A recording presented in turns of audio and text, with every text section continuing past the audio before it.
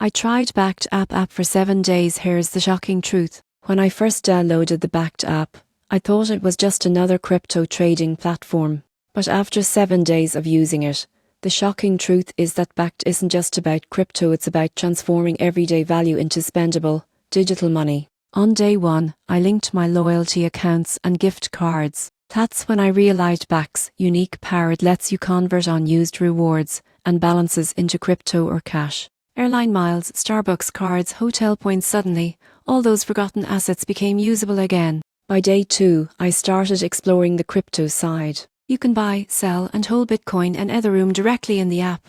The interface is minimal and easy to use, and transactions process quickly with transparent fees. Midweek, I tested Bakkt's real-world utility. I converted a small portion of Bitcoin into gift cards and used it for a grocery purchase.